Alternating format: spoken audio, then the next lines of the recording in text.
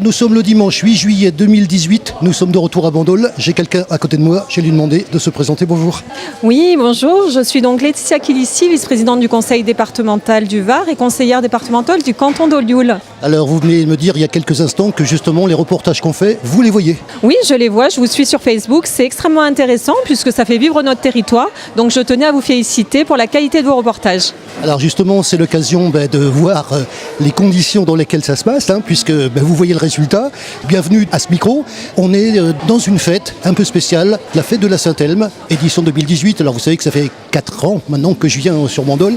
C'est d'ailleurs ce qui m'a amené sur Bandol, je vous le dis franchement. On vient de vivre, alors je ne sais pas comment vous l'avez vécu, on vient de vivre un moment particulier, puisque c'était d'une part la messe, la bénédiction, la procession, on est commencé par là, et puis la première bénédiction avec cette nouvelle vedette. Moi je vous garantis, j'ai eu un coup au cœur, je ne sais pas vous. Tout à fait, c'était très émouvant, donc je suis particulièrement émue et aussi fière de représenter le département du Var à cette fête de la Saint-Elme à Bandol, ville qui est chère à mon cœur puisque je suis bandolaise.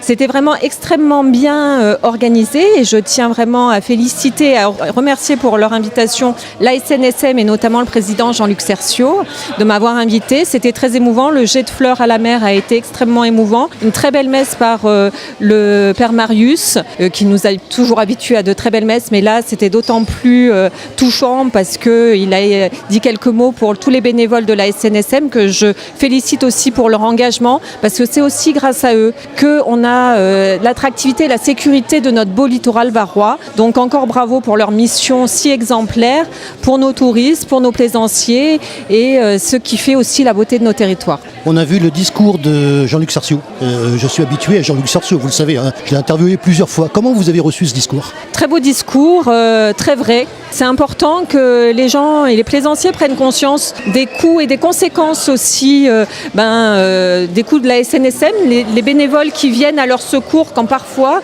malheureusement, c'est vrai que la Méditerranée est une mer traître et qu'on se dit que c'est une mer calme, c'est un lac, mais pas du tout. Et c'est vrai que les plaisanciers, il faut aussi qu'ils prennent conscience des risques qu'ils peuvent prendre.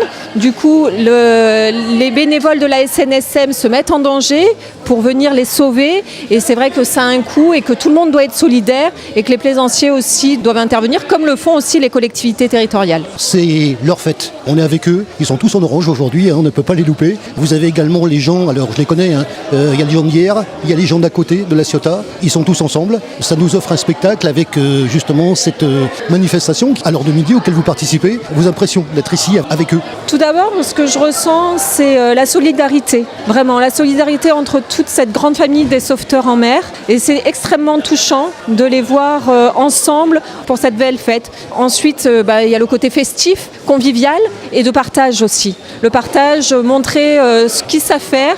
Avec cet après-midi, toutes les démonstrations avec l'hélicoptère, les chiens sauveteurs. Pour moi, c'est la solidarité, le partage et la fête aujourd'hui.